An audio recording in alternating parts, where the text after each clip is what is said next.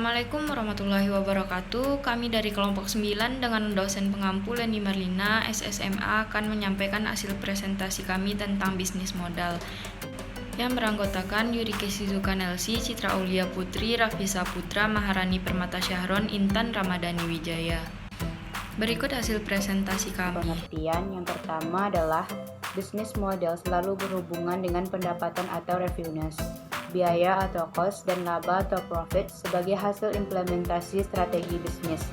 Yang kedua, bisnis model terdiri dari kombinasi berbagai elemen yang unik yang menggambarkan tujuan, strategi, proses, teknologi, struktur, penciptaan nilai bagi pelanggan agar organisasi mampu bersaing secara sukses pada suatu pasar bisnis tertentu. Yang ketiga, bisnis model merupakan suatu prototipe dari suatu kesatuan proses dan perilaku bisnis organisasi yang merupakan suatu strategi bisnis yang memiliki peluang sukses yang dapat dipertanggungjawabkan apabila diimplementasikan. Yang keempat, bisnis model merupakan cara organisasi merencanakan untuk menghasilkan uang dalam jangka panjang. Yang kelima, bisnis model menggambarkan bagaimana bisnis diimplementasikan dan cara organisasi menghasilkan uang. Selanjutnya, saya akan menjelaskan beberapa keperluan model bisnis. Yang pertama, terkait dengan komponen-komponennya, model bisnis memudahkan para perencana dan pengambil keputusan di perusahaan melihat hubungan logis antara komponen-komponen dalam bisnisnya, sehingga dapat dihasilkan nilai bagi konsumen dan nilai bagi perusahaan.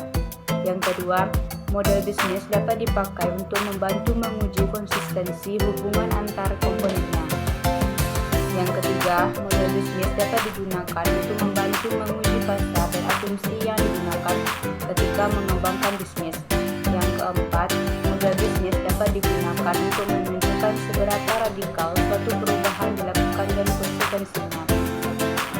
Komponen model bisnis meliputi yang pertama, siapa yang dilayani, yang kedua, apa yang ditawarkan, yang ketiga, bagaimana menghasilkan produk, yang keempat, bagaimana cara menghasilkan uang atau laba, dan bagaimana membedakan diri secara strategis terhadap pesaing.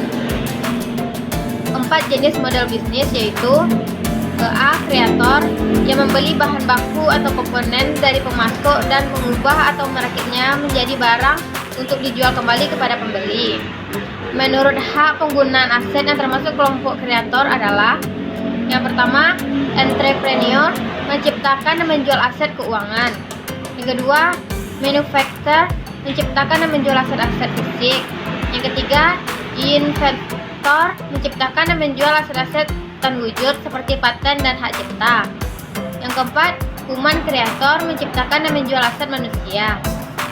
B. Distributor, yaitu yang membeli produk dan menjual produk yang sama tersebut kepada pihak lain.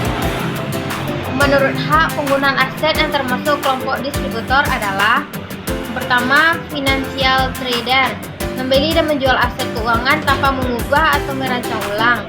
Misalnya, bank atau lembaga-lembaga keuangan yang melakukan investasi untuk kepentingan akunnya. Yang kedua, wholesaler atau retailer membeli dan menjual aset-aset fisik. Misalnya di Indonesia ada Carrefour, Lot, dan Giant. Yang ketiga, intellectual property membeli dan menjual aset-aset wujud. Yang keempat, human distributor membeli dan menjual aset-aset manusia.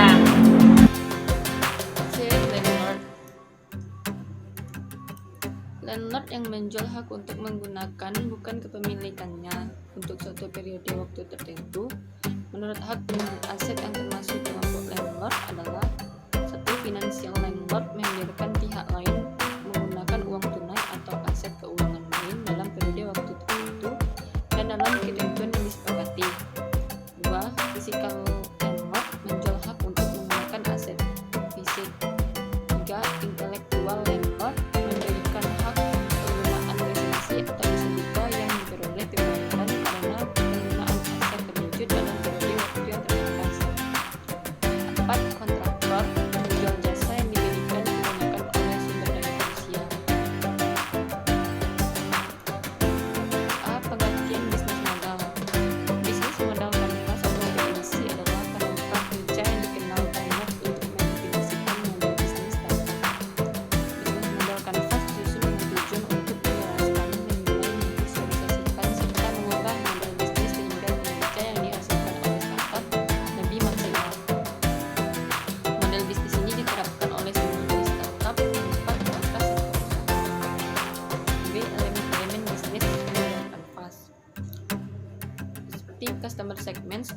segmentasi konsumen merupakan kelompok orang atau organisasi yang berbeda-beda yang ditargetkan untuk dilayani oleh suatu perusahaan karena dianggap membutuhkan perusahaan.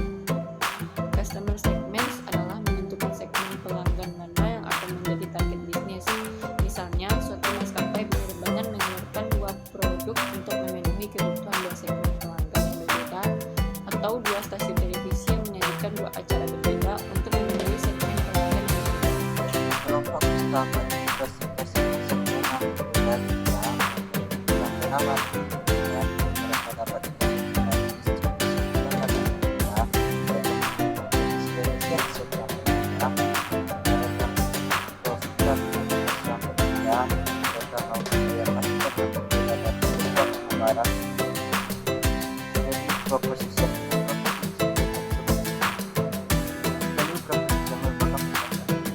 produk dan jasa yang diberikan oleh perusahaan kepada customer segment dapat dilakukan dalam cara yang mudah, nyaman dan mudah.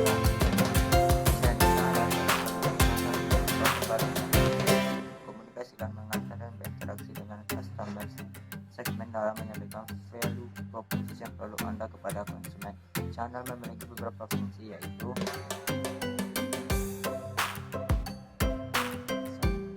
meningkatkan awareness dari customer terhadap produk atau jasa perubahan. 2. Membantu customer untuk mengevaluasi value proposition dari perusahaan. 3. Mempermudah customer dari produk jasa yang baru. 4. Menjadi proposition pada customer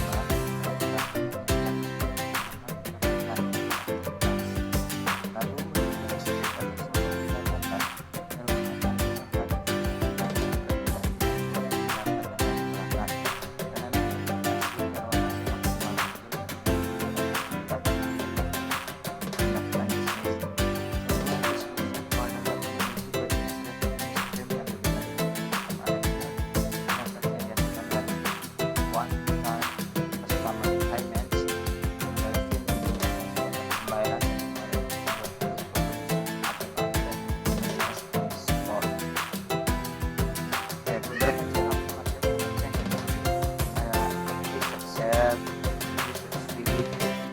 subscription fee, lending, renting atau leasing atau licensing, dan brokerage fees dan advertising atau iklan.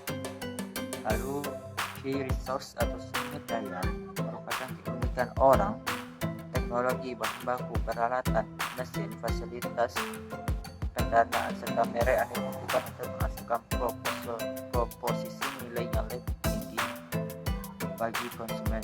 Jadi resource adalah sektor dalam bisnis modal bahasa berikutnya saja sumber daya yang sebaiknya direncanakan memiliki perusahaan untuk menjadikan value proposition mereka. G. Key activities atau aktivitas yang dijalankan. Key activities merupakan cara perusahaan menghasilkan dan menyampaikan proposi nilai pada konsumen dengan cara yang terjamin kelangsungannya, mudah pengelolaannya dan dapat direplikasikan. Key activities adalah semua aktivitas yang berhubungan dengan produktivitas bisnis yang berkaitan dengan sebuah produk, di mana kegiatan utamanya adalah menghasilkan proposisi lain. H. Key partnership atau kerjasama. Key partnership merupakan perjanjian formal di antara dua atau satu lebih perusahaan terpisah di mana di dalamnya ada kesepakatan dan kerjasama yang mengembangkan atau memperkuat proposisi sebuah perusahaan. Partnership dapat dibedakan menjadi 4, yaitu strategic analysis atau dua perusahaan yang bukan kompetitor, proposition atau strategic partnership atau kompetitif, joint ventures, dua supplier atau menjamin supplier dan yang handal. Alasan dan motivasi untuk membangun partnership dapat dibedakan menjadi 3, yaitu optimization dan economy of scale, reduction of risk dan uncertainty, equation of particular reasons and activity. Selanjutnya, I. Cost structures atau biaya struktur. Cost structures merupakan semua biaya yang muncul untuk mengoperasikan bisnis. Elemen terakhir yang tak terkalahkan pentingnya dengan 8 elemen lainnya adalah struktur pembiayaan bisnis.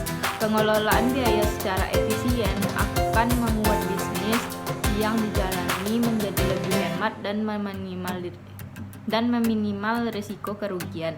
Hal ini juga dapat menentukan proporsi nilai yang tepat untuk pelanggan. Terima kasih sudah menonton hasil presentasi dari kami. Semoga ini dapat membantu Ananda untuk memulai sebuah bisnis usaha. Assalamualaikum warahmatullahi wabarakatuh. Jangan lupa like, comment, and subscribe. Terima kasih.